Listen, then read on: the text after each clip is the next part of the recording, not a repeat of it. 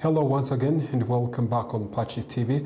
This is the time for the news in English. My name is Benjamin Kwizera and these are the headlines.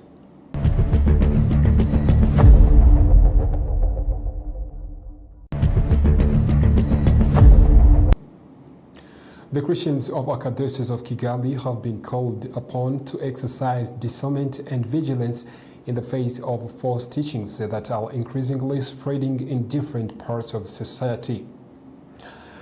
Rwandans are urged to have a heart of asking for and giving forgiveness in order to promote true unity and reconciliation. Rwanda has made a significant progress in the treatment of heart disease, reducing the need to send patients abroad for specialized care. In international news, Pope Leo XIV briefly addressed journalists and offered remarks on the escalating situation in the Middle East, reiterating a long-standing diplomatic position of the Holy See. In America, President Donald Trump has said that it is very important for Iran to stop using nuclear weapons. Welcome to the news in detail. This is the English news brought to you in partnership with the CREDO Hotel, located in Huye District, Southern Province of Rwanda. The Christians of Archdiocese of Kigali have been called upon to exercise discernment and vigilance in the face of false teachings that are increasingly spreading in different parts of society. Highlighting the church's concern, His Eminence Antoine Cardinal Kambanda, Bishop of Kigali, stressed the importance of discernment among Catholics. The Presbyterium is the ordinary meeting that gathers all priests working in the diocese. It is a meeting that takes place 3 times or 4 times a year. And in this year of Jubilee, it is a very important meeting where we have to exchange their experiences so that we can match together.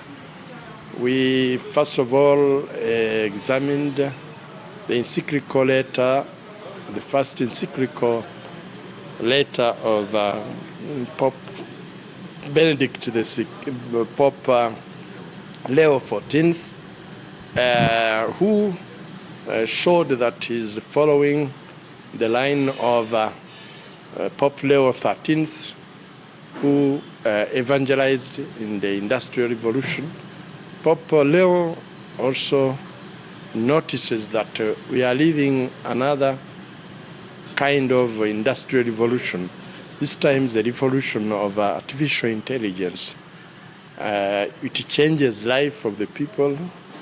How can we live the gospel and our relationship with God in this new technology that risks to reduce a human person to a machine, to a robot, so that it can be at the service of the good of the human person, at the service of the dignity of the human person, and the common good, enabling people to be more human, more fraternal, living in love and peace with all the others. Secondly, we examined the spirituality of priests because we need to build up our spiritual life in order to be able to do a pastoral work. In order to be able to guide people to God, we need to cultivate a deep relationship with God. And it is in this sense that we listened to testimony and also a talk on the spirituality of Saint Charles de Foucault that founded or inspired fraternity, which is called Jesus and Charity, enabling priests to live a deep spiritual life, deep relationship with God that enables them to face challenges of difficult times of evangelization, as he did in a very hostile context, and was evangelizing by testimony of charity. Then we also examined the liturgy, to prepare well our liturgy, which is a very important prayer. Liturgy is the summit and the source of all our Christian activities, and it is where we can praise God in a dignified way, and also we can obtain the salvation in its abundance. These were points that we studied and concern our pastoral work. Rwandans are urged to have a heart of asking for forgiveness in order to promote it through unity and reconciliation, as was often emphasized by the late Father RY'IGITANGAZAMAKURU, who devoted his ministry to teachings on unity and reconciliation. This message was also echoed by Michael, one of those who lived with the Father Ubald in the United States of America, who says that forgiveness is the key to lasting peace and reconciliation, and he encourages Rwandans to continue choosing path of forgiveness in daily lives. Yeah, I believe that Father Ubald's ministry is for both, because all of us have been hurt and all of us have hurt others. And I believe he's going. The message of forgiveness, especially at the most basic level, is learning to forgive ourselves. Because when you can't love someone else unless you can love yourself. And when I'm very cruel to someone else, it's a sign that I'm actually cruel to myself. Scripture says there is no man meaner than the man who is mean to himself. It says that in the book of Sirach. So I believe that this message, becoming a person of peace. Saint Seraphim said, when you become a person of peace, thousands around you will just convert. That's amazing. So when we reconcile with ourselves and we allow God to love us, then we can love others. And I believe that Father Ubald is going to help us in his mission, now that he's passed and he's in perfect communion with God. Because I very much believe he's in heaven, I'm sure everyone does. But is that mission, that we become a person of peace. You become a person of peace who lets God love you because you love yourself. Let him love you. And then in that intimacy with you that you have with the Father, you can then love others. And that love is powerful. My wish for the Rwandan people, I have to tell you, someone had hurt me very deeply. Very deeply. And it wasn't at the level of what you experienced here in the 90s. It wasn't that, obviously, but it was a very deep pain I had. And I heard the testimony of Father Ubald forgiving and even caring for the children of the perpetrator, yeah? And that gave me the courage to forgive. I thought, wow, if he can forgive, I can forgive, So my desire for the Rwandan people is for you to choose forgiveness. If someone has hurt you or your family, choose to forgive because Jesus forgives you. Not because they deserve it. They don't deserve it. But Jesus forgives you, forgive. You also can forgive. And then for those who hurt others, is the most beautiful thing you will ever see in your life, especially when it's undeserved. If you've hurt someone else, forgive yourself, reconcile with the Father, with God in heaven, and then try to reconcile with the person that you hurt. Because the message you're bringing to the rest of the world is unbelievable. It reveals the splendor of God. Rwanda has made a significant progress in the treatment of heart disease, reducing the need to send patients abroad for specialized care. Health officials say investments in medical training and the healthcare infrastructure are transforming the country into a regional healthcare hub. News in detail by Anike Uwinez. The Ministry of Health has announced that Rwanda has successfully treated more than 1,100 heart disease patients over the past 4 years, following major investments in specialized medical training. According to the ministry, heart disease was previously the second leading reason for referring patients abroad for treatment. However, the country has made remarkable advances in cardiac care, allowing more patients to receive life-saving treatment within Rwanda. Speaking to Rwanda Rwanda Broadcasting Agency State Minister for Health, Dr. Ivan Butera, said the progress reflects Rwanda's commitment to strengthening its healthcare system and improving access to specialized services. 4 years ago, heart disease was the second most common reason for sending patients abroad. Since the launch of this program, more than 1,100 patients have been treated here in Rwanda, said Dr. Butera. To build local expertise, Rwanda has been sending doctors to Israel for advanced training in cardiac surgery. Some specialists are still undergoing training with the goal of expanding treatment capacity for patients in Rwanda and across the region. Health officials say treating heart disease requires highly skilled multidisciplinary teams, including cardiologists, surgeons, anesthesiologists, intensive care specialists, and other medical professionals. Rwanda has steadily built this capacity through international partnerships and local training programs. The ministry also reports growing numbers of patients from neighboring countries and beyond who are traveling to Rwanda for medical care, highlighting the country's emerging role as a destination for specialized healthcare. Rwanda's broader healthcare expansion has also contributed to these achievements. The country now has more than 520 health centers, 57 hospitals, and over 1,280 primary healthcare clinics nationwide. The government has launched the Ambitions program aimed at quadrupling the number of doctors by 2028. Under the initiative, 4 doctors will be available for every 1,000 citizens. The program is expected to receive investments exceeding $395 million. Health officials say these developments are helping Rwanda move closer to its vision of becoming a leader center for healthcare and medical excellence in the region. Rwanda's economy grew by 10% in the first quarter of 2026, according to the National Institute of Statistics of Rwanda. Minister of Finance and Economic Planning Yusuf Murangwa said the strong economic momentum seen since last year has continued. News in detail by Anike Uwinez.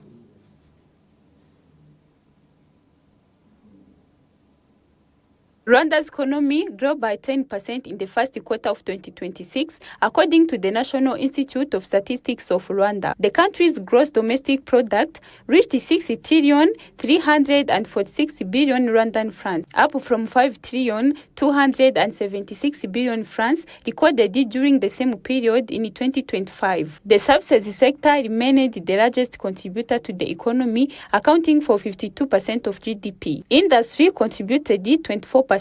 Agriculture accounted for 19%, while other sectors made up the remaining 5%. Agriculture output increased by 80%, industrial production rose by 13%, and services expanded by 7%. The Deputy Director General of the National Institute of Statistics, Jean-Claude Mwizerwa, said the exports grew by 39%, driven mainly by coffee exports, which surged by 86%. However, tea exports declined by 3%. Meanwhile, food crop production increased by 3%. Wholesale and retail trade grew by 11%, while the transport sector also expanded by 11%. Road transport increased by 10% and air transport rose by 7%. Information and communication technology services recorded a strong growth of 22%, while financial and insurance services grew by 11%. The education sector expanded by 3%. However, the hospitality sector faced challenges, with hotel and restaurant services declining by 16%. Minister of Finance and Economic Planning Yusuf Murangwa said the strong economic momentum seen since last year has continued. He noted that the impact of the conflict in the Middle East has so far remained limited, particularly because many essential supplies had already been secured. Murangwa said the government expects some effects to be reflected in the second quarter, but is taking measures to reduce the impact. These include accelerating development projects and making it easier for investors to continue investing in the country. He added that authorities are closely monitoring food prices, noting that rising food costs can negatively affect the performances of hotels and restaurants. Overall, Rwanda's economy maintained solid growth in the first quarter, supported by strong performances in exports, trade, transport, and technology services. Residents and business operators in Wineko Trading Center, located in Usanze sector of Nyaruguru district, say that the lack of electricity in the area is holding back their development and economic activities. They are appealing to district authorities to help end what they describe as their isolation by extending electricity services in the center. News in detail. INECO Trading Center is located in Karushoro-Loser, Busanze Sector, Nyaruguru District.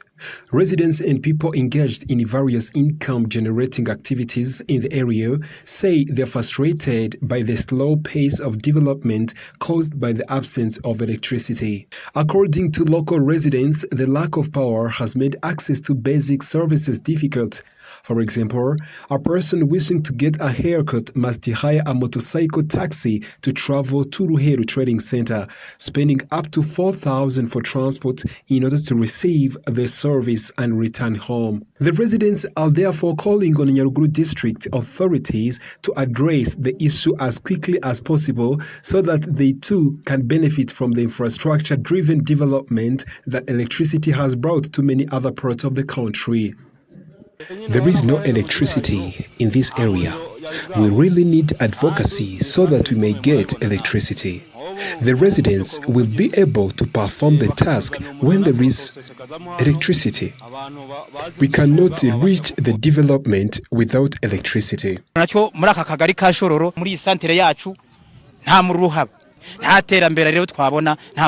However, the mayor of Nyaruguru District, Dr. Emmanuel Murwanashyaka, says the concerns raised by residents of INECO Trading Center are known to the district administration and that efforts are underway to address the problem.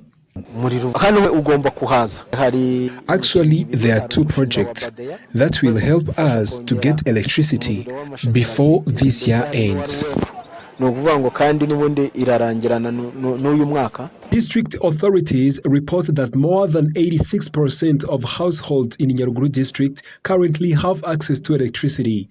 They add that projects aimed at extending electricity services to the remaining underserved areas are ongoing. After a short commercial break, we'll be back with the international news tonight.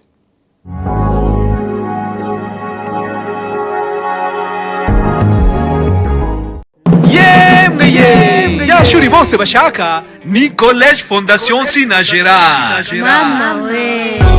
Iri ni ishuri ribumbata icyerekezo cy'u Rwanda twifuza kuko ritanga uburezi buhamye mu mashuri y'inshuke, abanza, icyiciro rusange ndetse n'amashami y'imyuga n'ubumenyingiro mu buhinzi, ubworozi, food processing, ubwubatsi, ubuganishi bw'ibinyabiziga, fashion design, gutunganya imisatsi, ububaji n'ubusuderi. Hari n'amasomo y'igihe gito short courses mu mashami yavuzwe haruguru aherekezwa na practice zihagije kuko abanyeshuri bigira mu nganda za Sinagera International Football Academy yigisha abana guhera ku myaka 6 gucunga ruhago sawa atletisme, imbyino nyarwanda no kwiga amategeko y'umuhanda no gutwara ibinyabiziga nabyo biri mu nyongera y'amasomo. Abana biga amashuri y'incuke n'abanza basoza ibyo byiciro bose bazi gutwara igare. Umwana wa segonderi we atahana uruhusa rwo gutwara ibinyabiziga. Witinda kwandikisha umwana ku ishuri kuri Nyinangarama cyangwa ku mashami ya Sinagera Entreprise Urwibutso hose mu gihugu. Ku bindi bisobanuro hamagara 0788535123 cyangwa 0788535999. Twubaka ubukungu bushingiye ku bumenyi.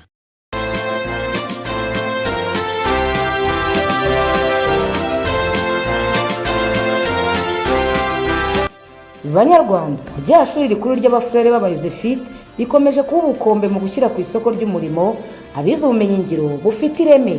Iryo nta rindi ni St Joseph Integrated Technical College ryongeye gufungura amarembo ku bashaka kuryigamo. Banyeshuri, amahitamo ni ayanyu.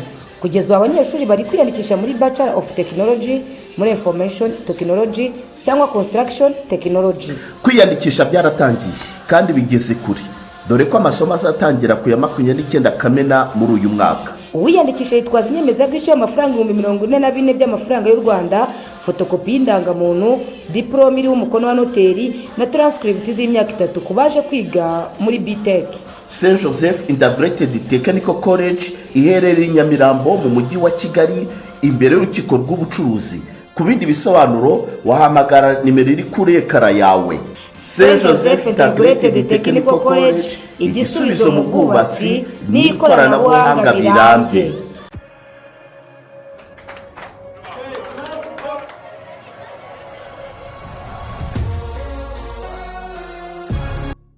Available with DSTV English Plus. Subscribe now to your package and enjoy all channels for 30 days. Get a Canal Plus HD decoder for only 5,000 francs.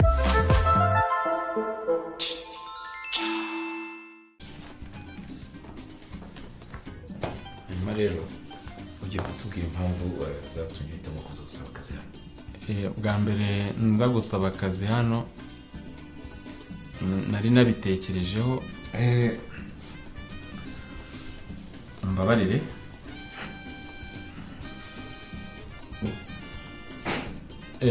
murakoze mu by'ukuri numvaga mfite ubushobozi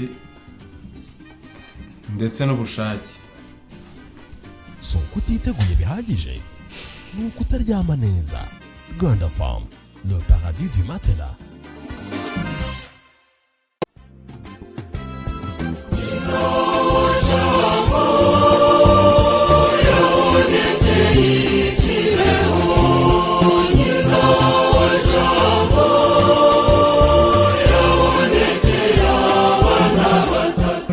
Umubyeyi nyina wa Jambo yaratugendereye Kibeho n'umugisha w'ijuru.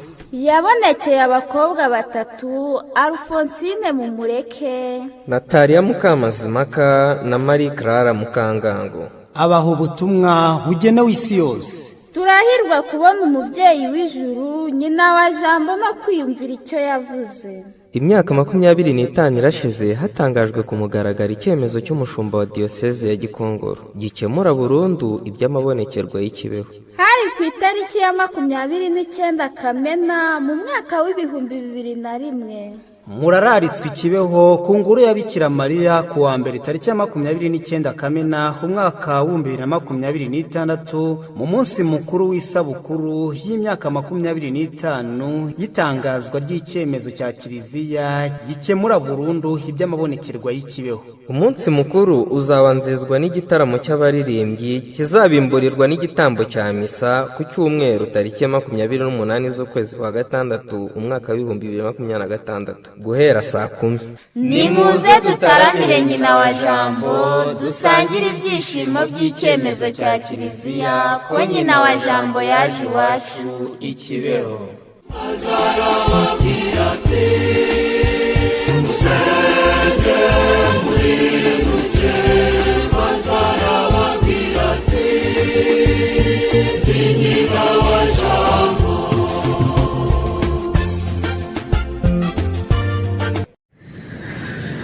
Bakerarugendo namwe bashyitsi mugenda mu karere ka Muhanga no mu tundi turere two mu ntara y'Amajyepfo n'intara y'Iburengerazuba, namwe mwese mukeneye serivisi za hoteli nimuze nimugera mu mujyi wa Muhanga mukomeze gato. Nimugera i Kabgayi murahasanga hoteli yiteguye kubakirana urugwiro. Iyo nta yindi ni Hotel Saint-Andre Kabgayi. Hotel Saint-Andre Kabgayi tugufitiye serivisi zitandukanye za bar na restaurant kandi zitanga ubuhanga n'icyubahiro ku mukiriya utugana. Tubafitiye kandi imikino itandukanye ifasha abatugana kuruhuka nka piscine wogeramo karuka mu mutwe, imyicungo igezweho abana bidagaduriramo bagataha banezerewe, tennis na table game bakunze kwita biyari, igisoro ndetse na volley yo ku mucanga bakunze kwita beach volley mukunda muri benshi nayo nitwayibagiwe. Ikindi nuko muri Hotel Saint-Andre Kabgayi twakira inama zitandukanye kuko tubafitiye ibyumba byiza by'inama utasanga ahandi byaba bito ndetse n'ibishobora kwakira abantu benshi ariko by'akarusho tukaba tubafasha no gukora inama mukoresheje ikoranabuhanga mu gihe mutari kumwe mu cyumba.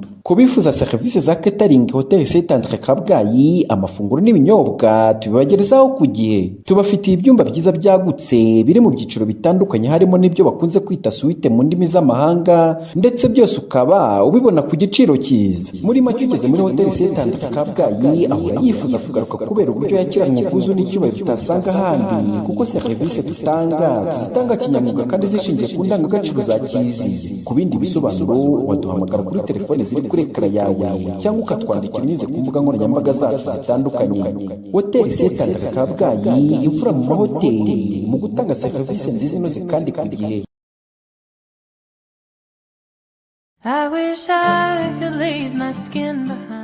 Icy'ingenzi ntabwo ari ukugira diplome ya kaminuza. Uyu munsi birahagije kuganira n'umuntu byonyine ukamenya ko yize muri kaminuza ibonetse yose cyangwa se ko yize muri kaminuza Gatolika y'u Rwanda, Catholic University of Rwanda, by'umwihariko mu ishami ryayo rya Kigali. ubu abazi guhitamo neza batangiye kwiyandikisha muri Catholic University of Rwanda Kigali campus ikorera Nyamirambo. Abashaka kwiga mu mashami y'uburezi kwiyandikisha mu gihembwe kizatangira mu kwezi kwa gatatu March intake byaratangiye muri postgraduate diploma in education PGDE. Aba biga muri weekend. Hatangwa kandi amasomo muri Department of Education in Sciences mu mashami ya Economics and Computer Science, Mathematics and Computer Science, Mathematics and Geography na Mathematics and Economics. Hari kandi Department of Education in Arts and Social Sciences mu mashami ya English and Kinyarwanda, English and French, French and Kinyarwanda, English and Kiswahili, Economics and Entrepreneurship, English and History, Economics and History na Economics and Geography. Uhitamo kwiga ku manywa cyangwa se mu biruhuko. Twakira kandi abanyeshuri bafite A1 muri education bakeneye gukomeza amasomo yabo ku rwego rwa A0. Iyandikisha unyuze kuri wa@CUR.AC.RW. Wanahamagara cyangwa ukandika ubutumwa kuri 07 83 18 86 26 cyangwa 07 33 21 46 78 cyangwa none 07 88 52 41 98. Wanandika email kuri curkigalcampus@gmail.com. The only way to being found is getting lost.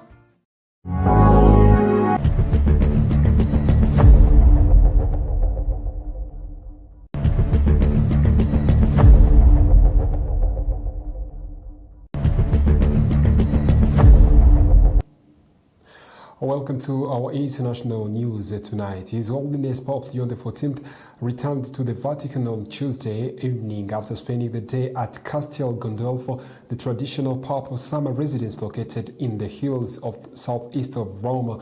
Before departing, the pontiff briefly addressed journalists and offered remarks on the escalating situation in the Middle East, reiterating a long-standing diplomatic position of the Holy See. News in detail. Pope Leo XIV returned to Vatican on Tuesday evening after spending the day at the Castello Gandolfo, the traditional papal summer residence located in the hills southeast of Rome.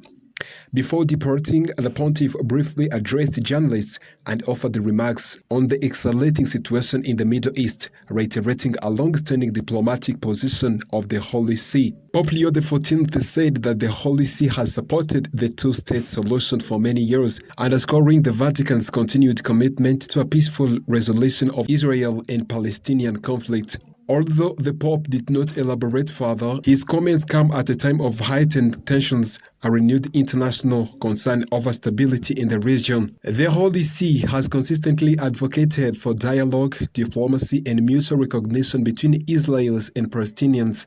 Successive popes have emphasized the need for renegotiated settlement that guarantees security for Israel, while recognizing the legitimate aspiration of the Palestinian people for statehood and self-determination. The Vatican has long viewed the two-state framework as the most viable path toward achieving a just and lasting peace. Pope Leo XIV remarks reflect these enduring diplomatic stains since his election. The pontiff has repeatedly called for peace, reconciliation, and humanitarian assistance in areas affected by conflict. Pope Leo XIV remarks reflect these enduring diplomatic stains since his election. The pontiff has repeatedly called for peace, reconciliation, and humanitarian assistance in areas affected by conflict.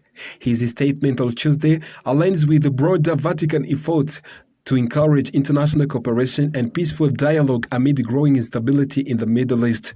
As Pope Leo XIV returned to Vatican, his message served as a reminder of the Church's long-standing commitment to peace through dialogue.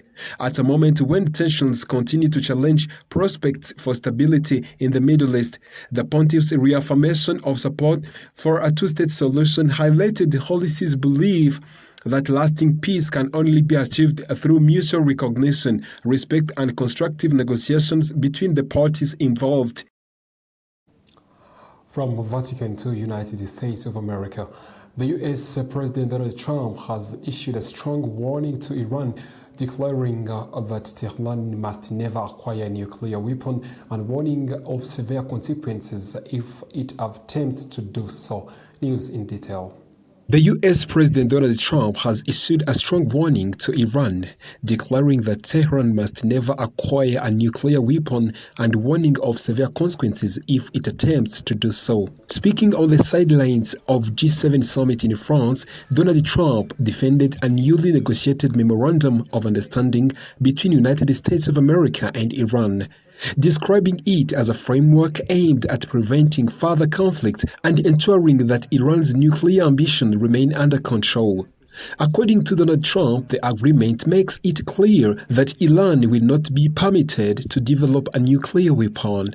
The US president stressed that the current agreement is only a preliminary framework and not a final treaty. However, he warned that if Iran fails to comply with its commitment, military action could resume. Donald Trump told the reporters that the United States would not hesitate to respond if Tehran violated the terms of agreement. While world leaders welcome the signs of diplomatic progress, questions remain over how agreement will be implemented and whether both sides can overcome long-standing disagreements. For now, President Donald Trump's message from G7 summit was clear. Iran must not obtain nuclear weapon and the United States stands ready to enforce the red line. Benjamin Kwizera, PACIS TV. And that story brings us to an end of our news edition tonight. But before we go to an end, let's go back to the top stories.